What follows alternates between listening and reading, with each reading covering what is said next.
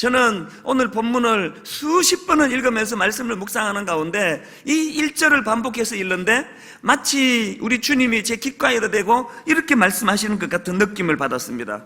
너희들이 추구해야 할 하나님 나라는 이 세상의 어떤 법칙과 이 세상의 기준으로 통용되는 나라가 아니다. 그런데 신앙생활하는 너희들을 가만히 보면은 지금까지 이 세상에서 터득된 그 잣대를 가지고 하나님의 교회를 재단하고 그 잣대를 가지고 하나님을 재단하는 모습이 참 안타깝다. 이 비유를 통해서 그런 너희들의 잘못된 생각들이 다 교정되기를 바란다. 그런 말씀이 제 귓가에 들리는 것 같았습니다. 그래서 오늘 이 본문 말씀을 이런 관점을 가지고 접근을 하기를 원하는데, 저는 먼저 이 본문 말씀을 묵상하다가 이 본문 속에는 이 세상을 살아가는 사람들을 세 부류로 나눌 수 있겠다는 것을 발견을 했습니다. 어떻게 세 가지 단계로 이 세상 사람들을 분류할 수 있을까요? 이것들을 살펴보면서 나는 지금 어느 단계에 속해 있는가를 좀 자기를 점검해 볼 필요가 있다고 생각합니다. 첫 번째 단계, 고뇌의 단계입니다. 고뇌의 단계. 저는 이 본문 속에서 지금 이 세상살이에 잘 적응하지 못하고 이리저리 방황하며 고뇌하는 인간상을 발견합니다.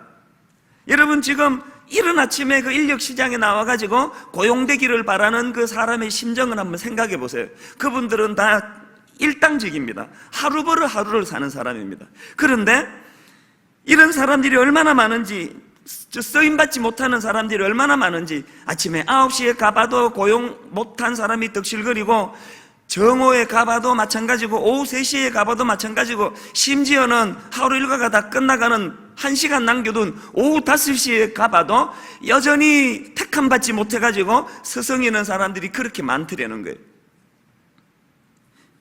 오늘 3절의 표현에 의하면 장터에 놀고 서 있는 사람들이 또 있는지라.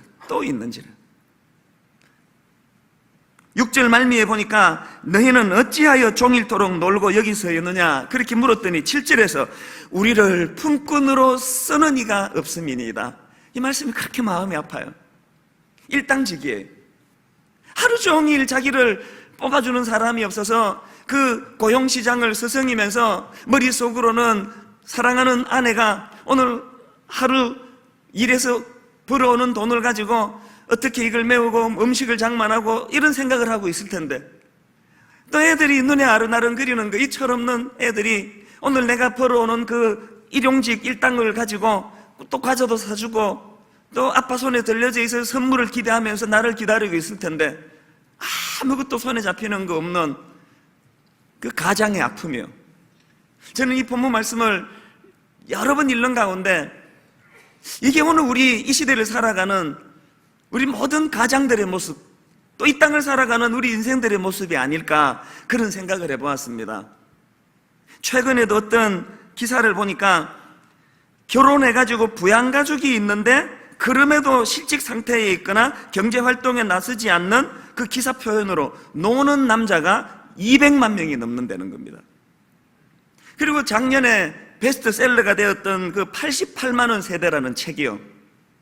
이 88만 원이라는 것은 20대 비정규직 근로자의 월 평균 임금을 상징적으로 표현하는 숫자라고 합니다.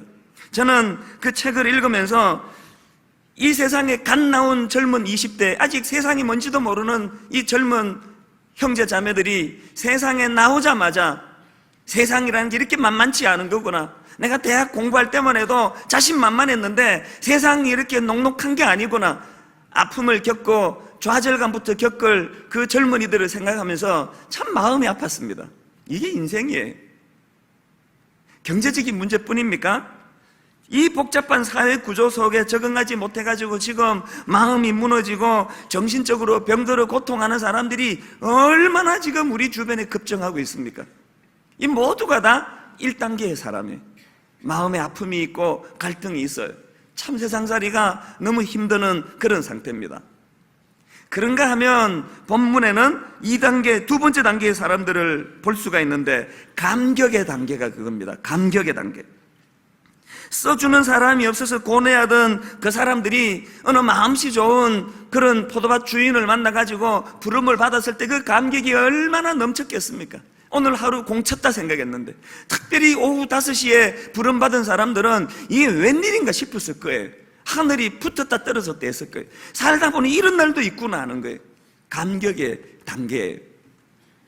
여러분, 이렇게 모자라고 좀 몸이 건강하고 일 잘해 보이는 사람은 이미 새벽에 다 뽑혀갖고, 오전에 다 뽑혀갖고, 나같이 부실하고 나같이 일 잘할 수 없는 여건에 있는 사람들은 눈도 주지 않는 이런 현실 속에 좌절을 느끼는 가운데, 이런 나 같은 것을 상대해 주시고 만나 주시고 불러 주시는 그 포도밭 주인 같은 분이 우리 하나님이시라는 거예요.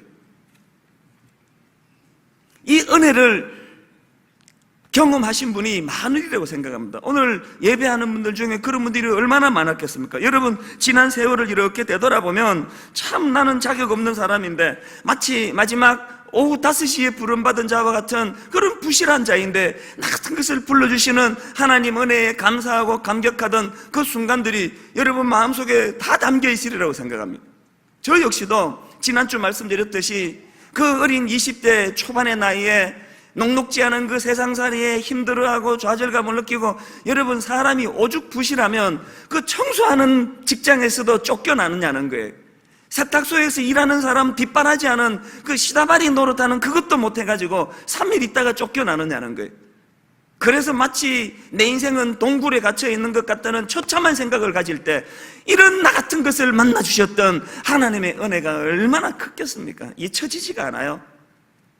그리고 30대가 돼가지고 이제 한국으로 귀국해서 총신대학 신학대학원에 입학했을 때 그 감격을 저는 잊을 수 없어요. 새벽에 그 신학생들과 더불어서 기숙사에서 나와가지고 새벽기도 드리는 장소로 행렬을 지어 옮겨가는데 그냥 눈물이 나요. 이유가 없어요.